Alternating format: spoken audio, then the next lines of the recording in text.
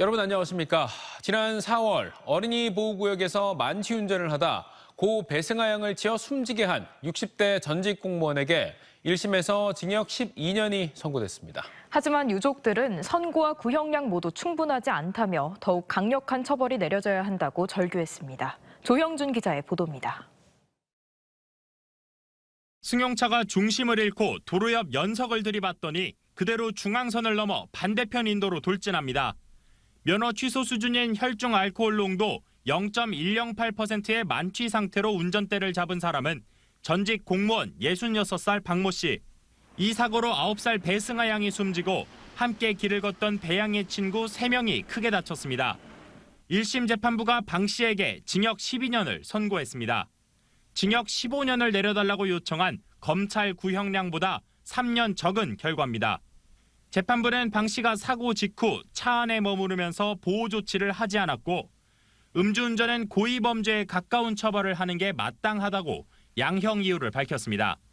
또 2018년 법률 개정으로 위험운전치사죄의 경우 무기 또는 3년 이상의 징역에 처하도록 법정형이 상향됐고 피해자와 유족들도 엄벌을 요구하고 있다고 판시했습니다. 하지만 기대에 못 미치는 선고 결과에 오열한 배 양의 유족은 선고 결과는 물론 구형량마저도 충분하지 않다고 분노했습니다.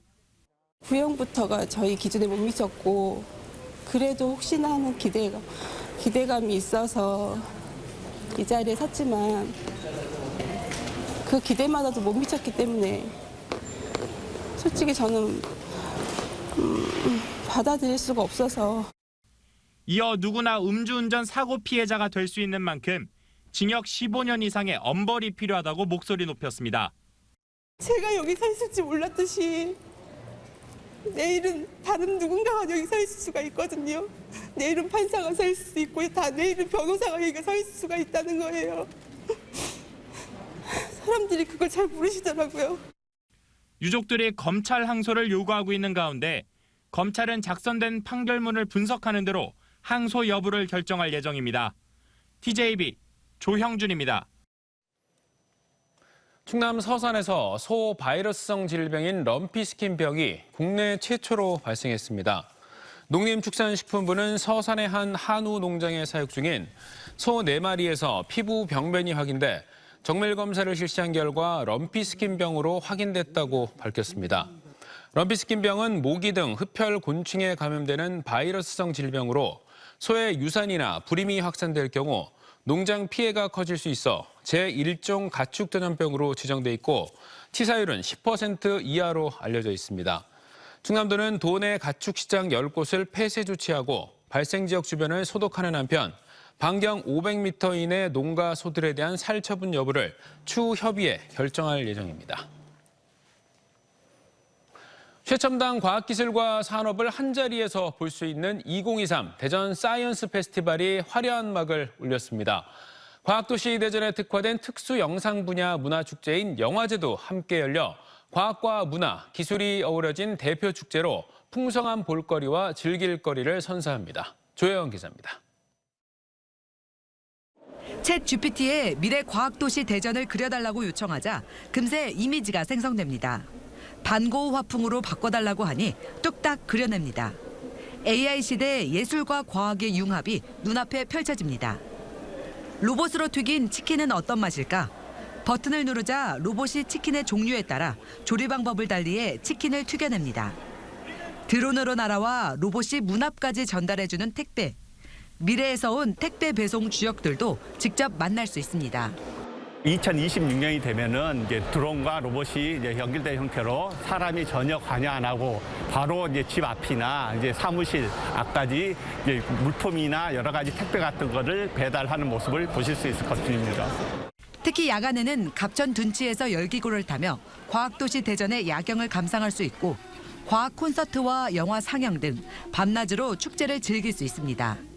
야간 이 아름다운 경치와 함께 즐길 수 있는 별 관련 행사도 좀 있고 그래서 아이들부터 어른들까지 그중에서 이제 특히 청소년들이 좋아할 프로그램들이 너무 많습니다. 시민들께서 많이 와서 우리 즐겨주시면 감사하겠습니다.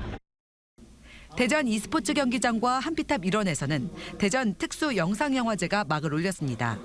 영화나 드라마의 특수 효과와 영상기술 전문가들이 참여한 세미나에 관심이 뜨거웠습니다. 특수영상 체험 공간에서는 직접 특수 분장을 받고 특수기술을 체험해 볼 수 있습니다. 영상 기술에 대한 영화제는 지금 대전 특수영상영화제가 처음입니다.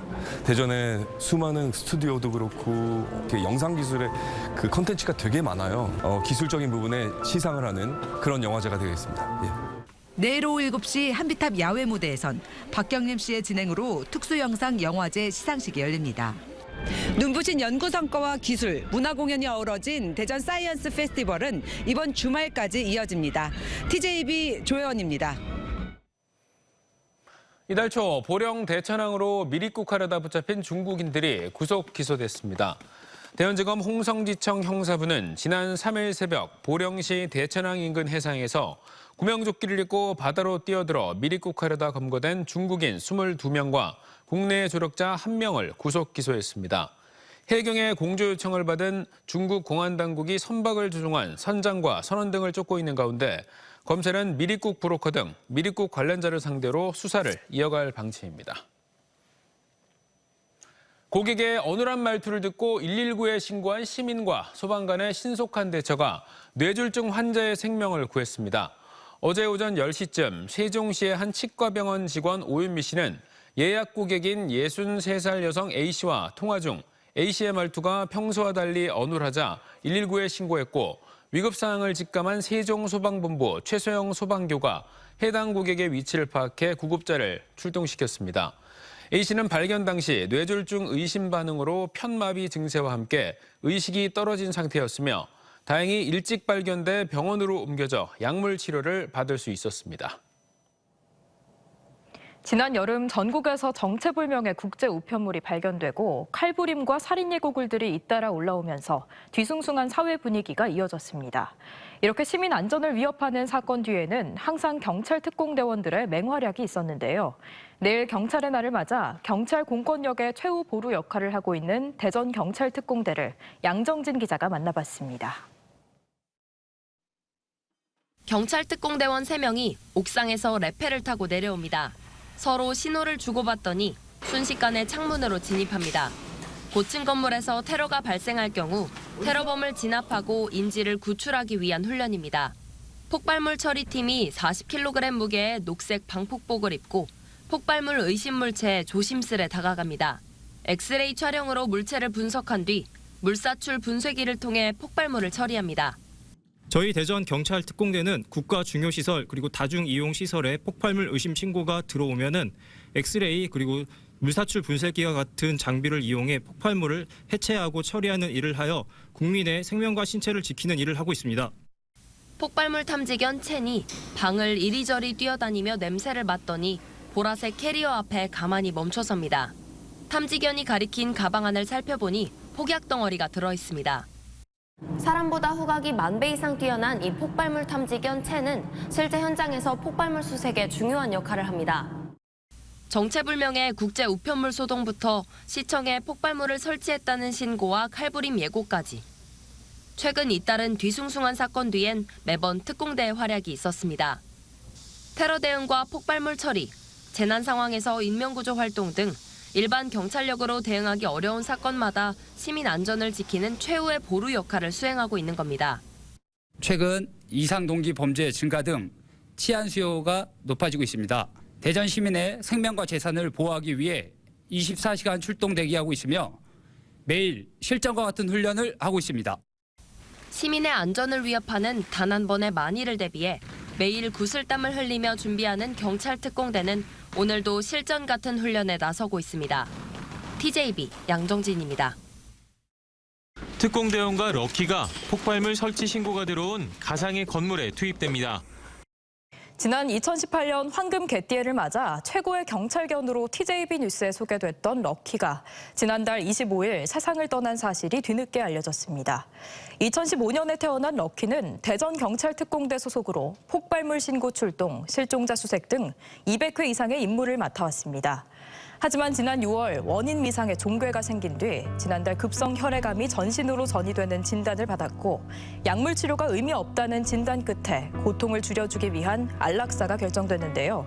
안락사 시행 전 함께 현장을 누빈 동료들은 마지막 인사를 나누며 뜨거운 눈물을 흘렸고 단체 경례로 럭키의 마지막 가는 길에 예우를 갖췄습니다. 그동안 정말 고생했어, 럭키야. 그곳에서는 편안하길 바랄게. 럭키의 사연과 안장식 영상이 경찰 내부망에 공개되면서 경찰 내부망과 인터넷에는 국가를 위해 헌신해줘 고맙고 하늘에선 아프지 말라는 댓글이 달리는 등 럭키에 대한 추모 물결이 이어지고 있습니다.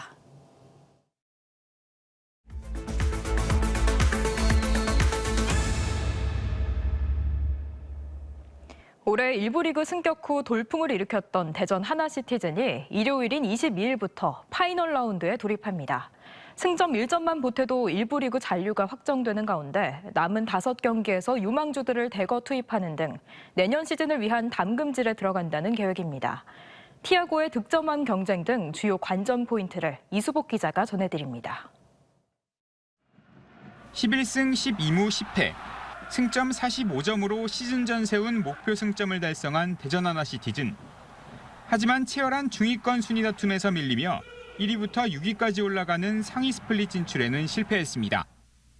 7위부터 12위까지 하위 스플릿에서 파이널 라운드를 치러야 하는데 강등권인 10위와 승점 차이가 14점이나 돼 5경기에서 승점 1점만 추가해도 잔류가 확정됩니다. 이민성 감독과의 재계약도 긍정적인 교감을 주고받는 것으로 알려진 가운데 대전은 일찍부터 다음 시즌을 위한 새 판짜기에 돌입했습니다. 무엇보다 유망주와 2군 선수들에게 1군 경험을 주겠다는 계획입니다. 훈련을 통해서 계속 지켜보면서 저희와 합이 맞는다고 하면 또 그 선수들을 출전시켜보고 싶은 마음이 있고 배서준 선수나 이선유 선수 그런 선수들을 한번 적극 검토하고 있는 중입니다. 약점으로 지적되던 수비진도 장기 부상 중이었던 조유민이 복귀한 9월부터는 한 골 이상 실점한 경기가 없을 정도로 안정된 모습입니다. 오랜 기간 쉬었기 때문에 또 감독님을 비롯해서 저희 선수들한테 너무 미안한 마음이 많아서 이제 복귀하고 좀 더 많이 못했던 거 더 많이 채우려고 노력하고 있습니다. 14골로 리그 득점 2위를 기록 중인 티아고의 득점왕 경쟁도 관전 포인트입니다. 최근 불거진 이적설에 대해 타 팀의 관심이 있긴 하지만 당장의 경기에 집중한다는 계획입니다. Eles estão recebendo algumas ligações, mas eu não procuro saber qual clube, né? Eu só falei para eles que eu estou focado aqui no campeonato, terminar bem. Esse é o mais importante e no final aí junto com o clube, com meus empresários, ver o que tem, o que. 대전은 일요일 오후 4시 40분 대전 월드컵 경기장에서 수원FC를 상대로 파이널 라운드 첫 경기를 갖습니다. TJB 이수복입니다. 국가연구소대학교로 교명을 바꾼 UST가 조성경 과학기술정보통신부 제1차관과 정부 출연연구기관장 등 200여 명이 참석한 가운데 본부 강당에서 설립 20주년 기념 행사를 했습니다. 그동안 박사와 석사 등 3,465명의 졸업생을 배출한 국가연구소대학교는 새 교명에 대한 중장기 발전 계획을 선포하고 국내를 넘어 세계 최고의 인재를 배출하겠다고 강조했습니다. 다양한 예술 작품을 한자리에서 감상할 수 있는 제5회 내포 자연문화예술제가 내일부터 이틀간 서산시 해미읍성에서 펼쳐집니다. 이번 예술제에는 내포 자연문화예술인 연합회원들의 사진과 서예 작품을 비롯해 진귀한 분재와 수석 등이 전시되고 캘리그라피 체험장 등도 함께 운영됩니다. 자녀의 친구인 여고생을 수년간에 걸쳐 성폭행한 50대 통학차량 운전기사에게 항소심에서도 중형이 선고됐습니다. 대전고법 송석봉 판사는 지난 2017년부터 자신의 통학차량을 이용하던 여고생의 알몸 사진을 찍은 뒤 유포하겠다고 협박해 2021년까지 22차례에 걸쳐 성폭행한 혐의로 기소된 56살 박모 씨에게 징역 15년을 선고한 원심을 유지했습니다. 박 씨는 양형 부당 등의 이유로 항소했지만 재판부는 피해자가 실제 경험하지 않고서는 알기 어려운 내용을 구체적으로 진술하고 있고 원심의 형이 죄질에 비해 무겁지 않다며 기각했습니다. 전세 사기 혐의로 경찰 수사를 받고 있는 피해자가 퇴직 공무원들을 상대로 투자 강연을 한 사실이 뒤늦게 알려져 공분을 사고 있습니다.